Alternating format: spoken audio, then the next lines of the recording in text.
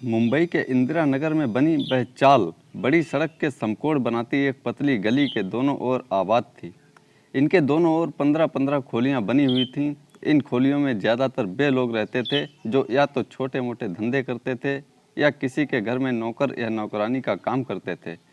इस चाल के आसपास गंदगी थी। गली में जगह जगह कूड़े कचरे के ढेर नजर आते थे। कहीं कहीं खोलियों की नालियों का गंदा पानी बहता दिखाई पड़ता था। इन खोलियों में रहने वाले लोगों का स्वभाव भी उनकी खोलियों की तरह अक्खड़ और गंदा था। वे बात बात पर गाली गलौज करते थे और देखते ही देखते मरने मारने पर उतारू हो जाते थे। इन्हीं खोलियों में से एक खोली सुभद्रा बाई की भी थी, जो जबान की कड़वी पर दिल की नेक थी। वह लोगों के घरों में चौका बर्तन का काम करती थी और इसी से अपना गुजारा करती थी। मुंबई में तो वैसे ही घर में काम करने वाली बाई मुश्किल से मिलती हैं। ऊपर से सुभद्रा बाई जैसी नेक और ईमानदार बाई का मिलना तो किसी चमत्कार जैसा ही था। यही वजह थी कि सुभद्रा बाई जिन घरों में काम करती थी, उनके मालिक उनके साथ बहुत अच्छा बर्ताव करते थे और उसकी छोटी मोटी मांग तुरंत मान लेते थे। सुभद्रा बाई जिन घरों में काम करती थी, उनमें एक घर प्रताप का भी था। उनका महानगर में रेडीमेड गारमेंट्स का कारोबार था जो खूब चलता था। प्रताप की उम्र तकरीबन 55 साल थी और उनकी पत्नी नंदिनी भी तकरीबन उन्हीं की उम्र की थी। घर में पति पत्नी ही रहते थे क्योंकि उनको दोनों बेटे दूसरे शहरों में नौकरी करते थे और अपने परिवार के साथ वहीं सेटल हो गए थे। नंदिनी अक्सर अपने बेटों के पास जाया करती थी, जबकि प्रताप को अपने कारोबार के चलते इसका मौका कम ही मिल पाता था। जब भी नंदिनी अपने बेटों के पास जाती, सुभद्रा बाई की जिम्मेदारियां बढ़ जाती। ऐसे में उसे घर का काम करने के अलावा प्रताप के लिए खाना भी बनाना पड़ता, पर सुभद्रा बाई खुशी खुशी यह जिम्मेदारी संभालती। प्रताप और नंदिनी भी इसके बदले उसे छोटे मोटे तोहफे और नगद पैसे देते रहते थे। उस दिन शाम के तकरीबन 7 बजे थे। महानगर की बत्तियां जल उठी थीं। तभी एक टैक्सी इस गली के मुहाने पर आकर रुकी। टैक्सी का पिछला दरवाज़ा खुला और उसमें से तकरीबन 25 साला एक खूबसूरत लड़की उतरी। शर्ट और जीन्स में सजी वह दरमियाने कद की एक सुगठित बदन वाली लड़की थी। टैक्सी की दूसरी ओर का दरवाज़ा खोलकर तकरीबन 30 साला एक हैंडसम नौजवान निकला। उस नौजवान ने टैक्सी का किराया चुकाया और जब टैक्सी आगे बढ़ गई तो वे दोनों गली में दाखिल हो गए। सुभद्रा बाई थोड़ी देर पहले अपने काम से लौटी थी और अब खोली में पड़ी चारपाई पर लेटकर अपनी कमर सीधी कर रही थी। बढ़ती उम्र के साथ ज़्यादा देर तक काम करने पर उनकी कमर अकड़ जाती थी और ऐसे में उसके लिए खड़ा होना भी मुश्किल हो जाता था। अचानक किसी ने उसकी खोली का दरवाज़ा खटखटाया। पहले तो वह चौंकी, फिर उठकर दरवाज़ा खोल दिया, पर दरवाज़ा खोलते ही उसकी आंखों में हैरानी के भाव उभरे। दरवाजे पर 2 अनजान लोग खड़े थे। किससे मिलना है आपको? सुभद्रा बाई उन्हें गहरी नज़रों से देखती हुई बोली। क्या आप सुभद्रा बाई हैं? लड़की ने पूछा। हाँ, सुभद्रा बाई बोली। फिर तो हमें आपसे ही मिलना है, पर मैंने तो आप लोगों को पहचाना नहीं। कौन हैं आप लोग? मेरा नाम हिमानी है और ये शमशेर। जहाँ तक आपका हमें पहचानने का सवाल है तो उसके पहले हम मिले ही नहीं। फिर आज क्या हमें सारी बातें यहीं दरवाजे पर ही बतलानी पड़ेंगी? आइए अंदर आ जाइए, सुभद्रा बाई झेंपते हुए बोली। अंदर सुभद्रा बाई ने उन्हें चारपाई पर बिठाया, फिर खोली का दरवाज़ा बंद करके उनके पास खोली के फर्श पर ही बैठ गई। आप भी चारपाई पर बैठिए। उसे फर्श पर बैठता देख लड़की बोली। नहीं, मैं यहीं ठीक हूँ, सुभद्रा बाई बोली। आप बोलिए, आपको मुझसे क्या काम है? काम तो है, वह भी बहुत ज़रूरी। पहली बार लड़के ने मुंह खोला। पर इसके पहले हम आपको यह बता दें कि हमें आपके बारे में सब कुछ मालूम है। आप किन किन लोगों के पास काम करती हैं और उनसे आपको क्या पगार मिलती है। यह मेरे सवाल का जवाब नहीं है। हम आपके सवाल का जवाब देंगे, पर इसके पहले आप हमारे एक सवाल का जवाब दीजिए। कौन से सवाल का?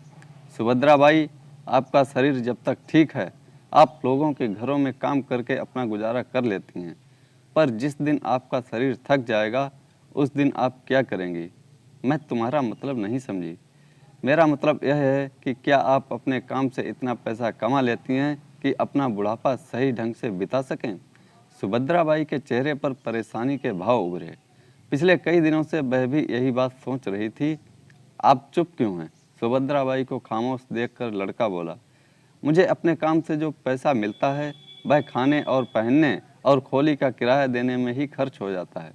मैं लाख कोशिश करती हूँ कि हर महीने कुछ पैसे बचा लूँ ताकि बुढ़ापे में काम आए, पर बचा नहीं पाती और कभी बचा भी नहीं पाएंगी, क्योंकि मुंबई में हर चीज़ इतनी महंगी है कि मेहनत मजदूरी करने वाला इंसान कुछ बचा ही नहीं सकता। तुम बिल्कुल ठीक कहते हो बेटा, सुभद्राबाई एक ठंडी आह भरकर बोली। पर किया भी किया जा सकता है। हम औरों के लिए तो नहीं, पर आपके लिए इतना ज़रूर कह सकते हैं कि बहुत कुछ किया जा सकता है। कौन करेगा मेरे लिए और क्यों? यहाँ कोई दूसरे के लिए कुछ नहीं करता। अपना भविष्य संवारने के लिए इंसान को खुद ही कुछ करना पड़ता है। अगर आप अपना बुढ़ापा संवारना चाहती हैं तो आपको ही इसकी कोशिश करनी होगी। पर क्या? पहले आप यह बतलाइए कि क्या आप अपने भविष्य के लिए कुछ पैसे जोड़ना चाहती हैं?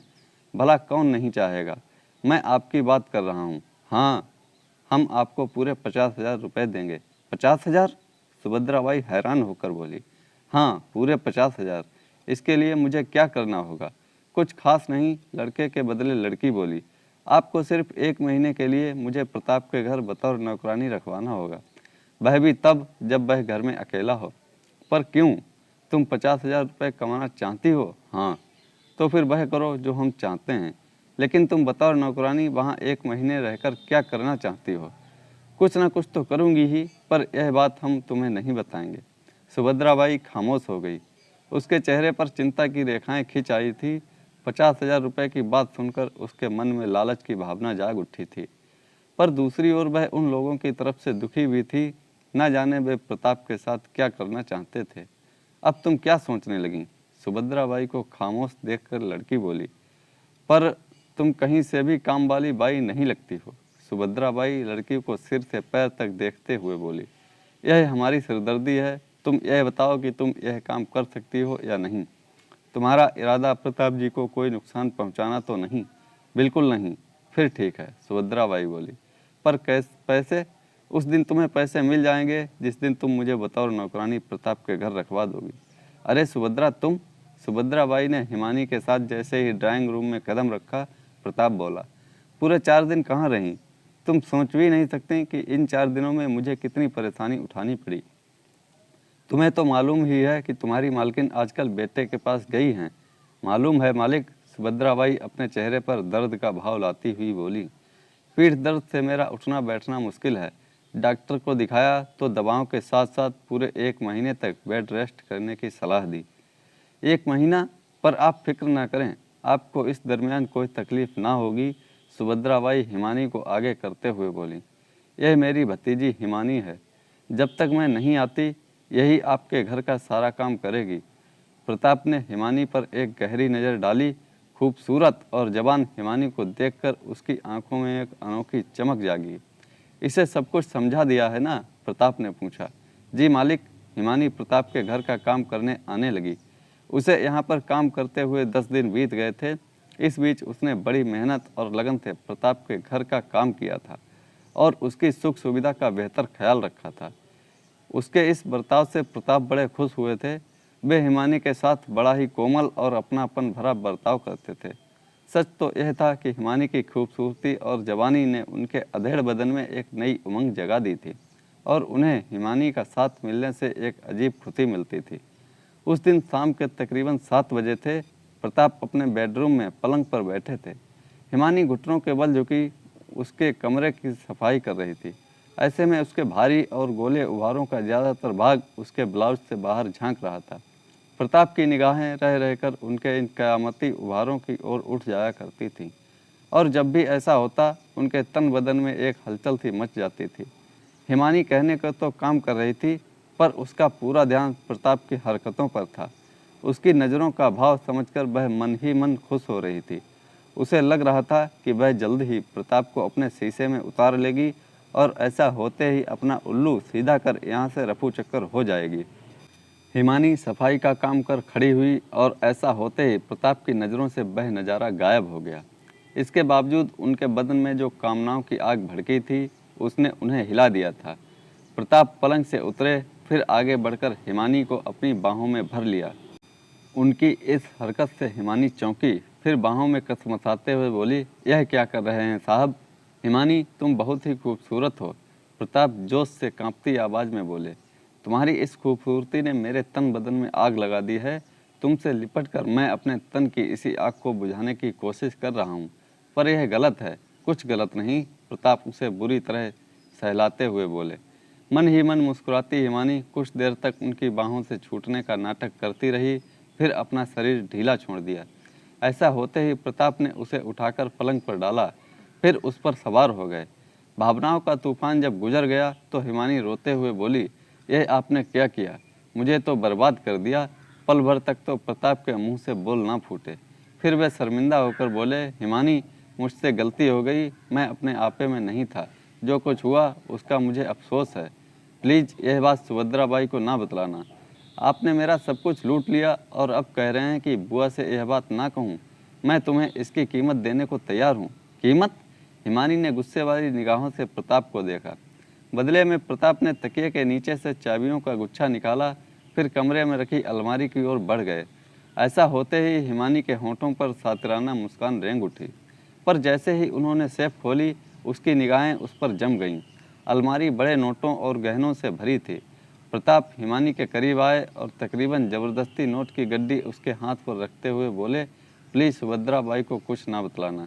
हिमानी उन्हें पल भर घूरती रही, फिर अपने कपड़े ठीक करने के बाद नोटों की गड्डी ब्लाउज में रखते हुए कमरे से निकल गई। उस रात प्रताप पूरी रात ढंग से ना सो सके। उन्हें यह बात परेशान करती रही कि कहीं हिमानी उनकी करतूत सुभद्रा बाई को ना बतला दे, और अगर ऐसा हो गया तो वे किसी को मुंह दिखाने के काबिल नहीं रहेंगे।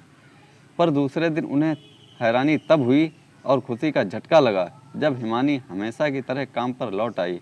वह बिल्कुल सामान्य थी और उसे देखकर ऐसा हरगिज नहीं लगता था कि उसके साथ कुछ ऐसा वैसा घटा है। जब 5 दिन तक सब कुछ ठीक रहा तो छठे दिन रात को प्रताप ने हिमानी को हिम्मत करके एक बार फिर अपनी बाहों में समेट लिया। यह क्या कर रहे हैं आप? हिमानी चौंकने का नाटक करती हुई बोली, आपने वादा किया था कि आप दोबारा ऐसी गलती नहीं करेंगे। मैं क्या करूं? हिमानी, प्रताप कांपती आवाज़ में बोले, तुम्हारे हुस्न और जवानी ने मुझे ऐसा पागल किया है कि मैं अपने आप पर काबू नहीं रख पा रहा हूं। प्लीज़ मुझे रोको मत, मुझे मेरी प्यास बुझा लेने दो। हिमानी ने अपना शरीर ढीला छोड़ दिया। अगले ही पल दोनों के बदन एक दूसरे से चिपक कर पलंग पर अटखेलियाँ कर रहे थे। इस बार हिमानी भी पूरे जोश के साथ प्रताप का साथ दे रही थी।